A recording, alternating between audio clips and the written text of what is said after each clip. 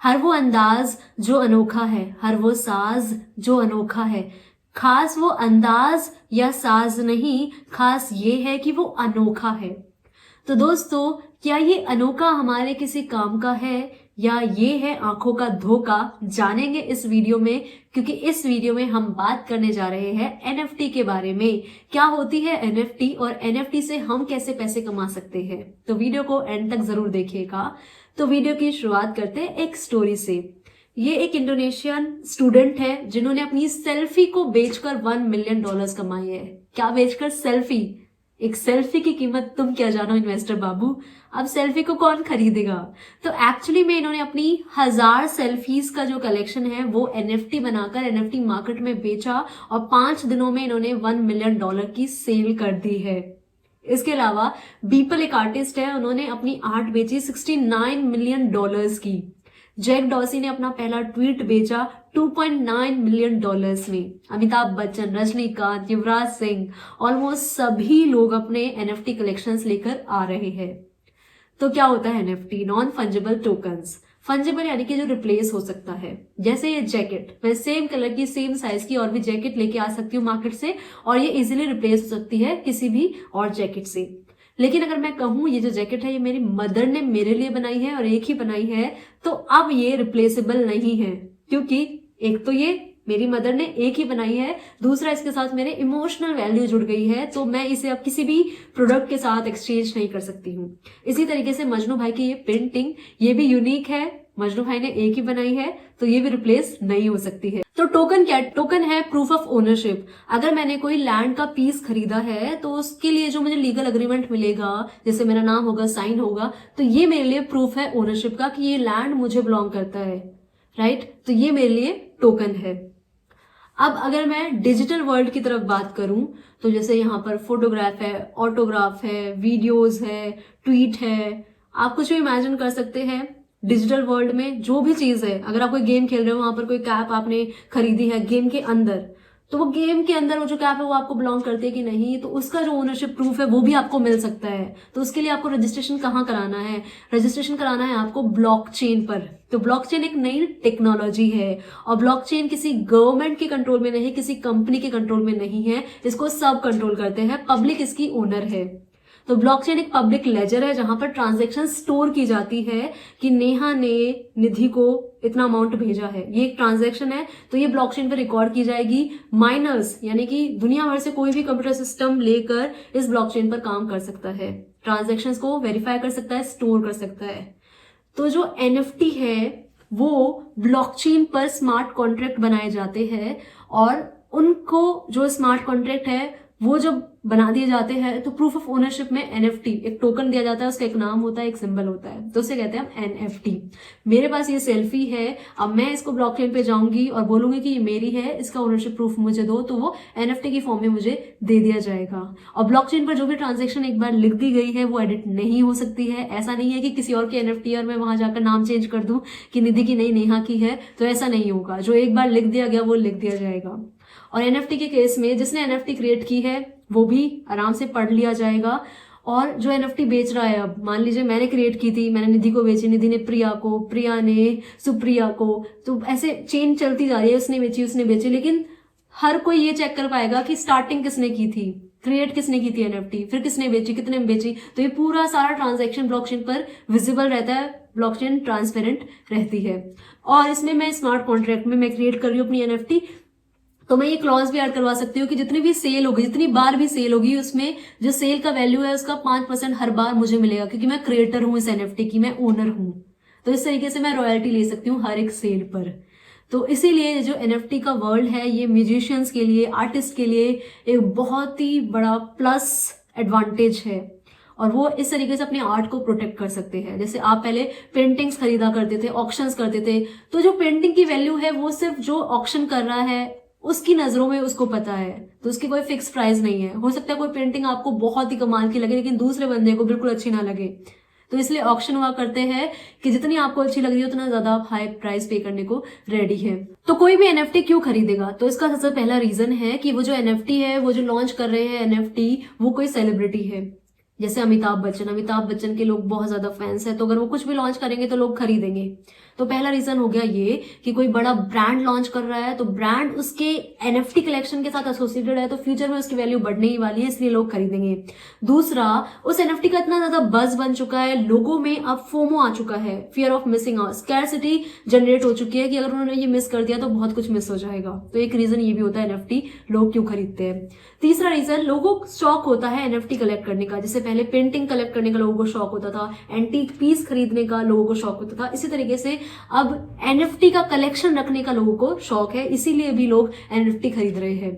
एक रीजन ये भी हो सकता है कि लोग कम्युनिटी का पार्ट बनना चाहते हैं। जैसे अगर आपका कोई फेवरेट यूट्यूबर है, वो अपना एनएफटी कलेक्शन लेकर आता है, तो आप सिर्फ उस कम्युनिटी का पार्ट बनने के लिए वो खरीद लेंगे। तो एक रीजन ये भी हो सकता है।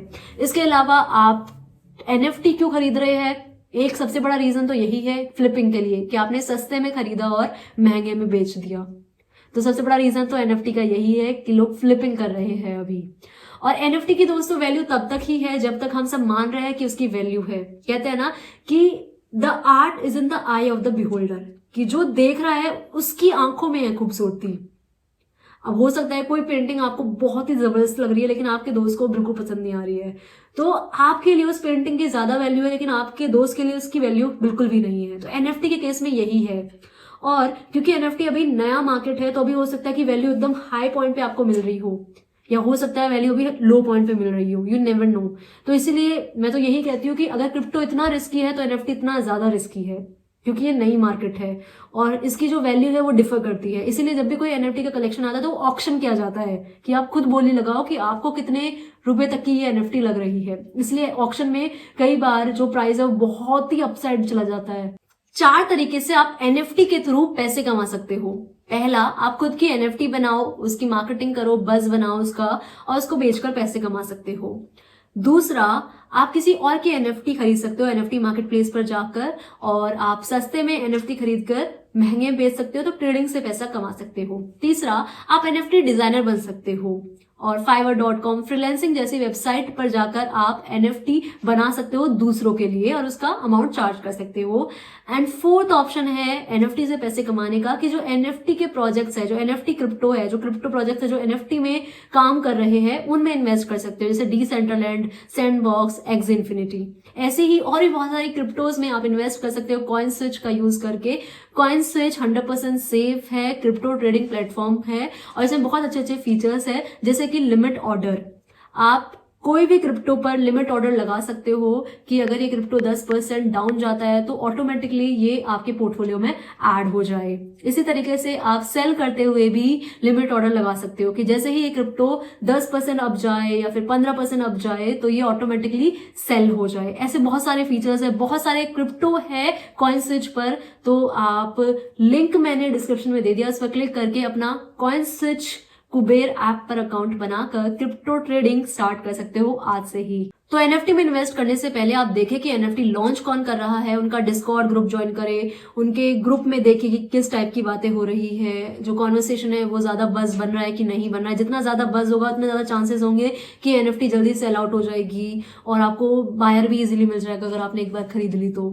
इसके अलावा आप देखें कि उसका यूज केस क्या है। कई सारी एनएफटीज का यूज केस बहुत अच्छा होता है, जैसे आपको पैसिव इनकम भी जनरेट करके देती है, कुछ कॉइन्स भी देती है, आप एनएफटी होल्ड करो और आपको कॉइन्स भी मिलते रहते हैं। आप स्टेकिंग कर सकते हैं, गेमिंग एनएफटी है, डिसेंट्रलैंड की बहुत सारी एनएफटीज है जो मैंने आपको डिसेंट्रलैंड वाली वीडियो में बताई थी।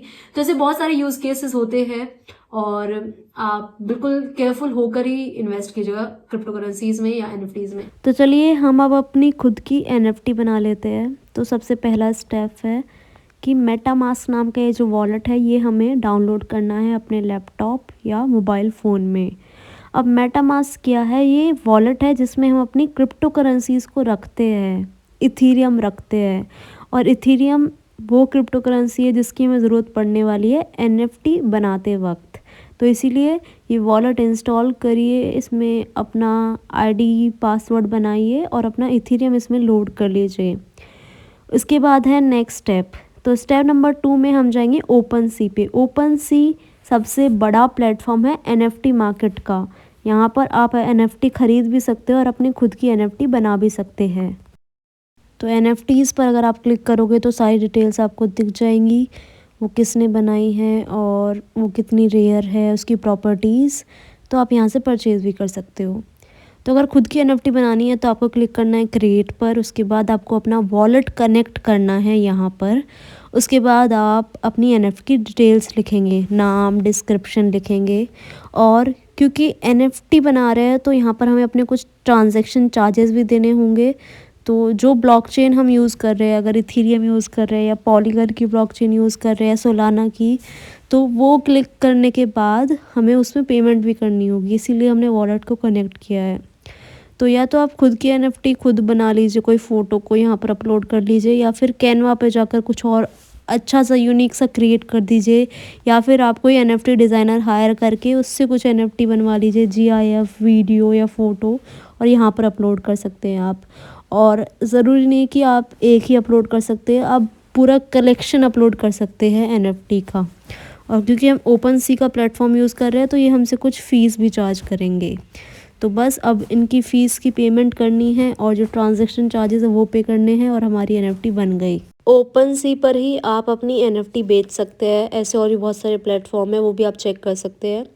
NFT का प्राइस आप फिक्स रख सकते हैं या फिर ऑक्शन के लिए छोड़ सकते हैं। तो ये थी मेरी वीडियो NFT के बारे में। ये वीडियो आपको कैसी लगी कमेंट्स में जरूर बताइएगा। मैं टेलीग्राम पर नहीं हूँ, टेलीग्राम फ्रॉड से बच के रहे। और ये वीडियो मैंने सिर्फ एजुकेशनल पर्पज से बनाई है, मैं इन्वेस्टमेंट एडवाइजर नहीं हूँ।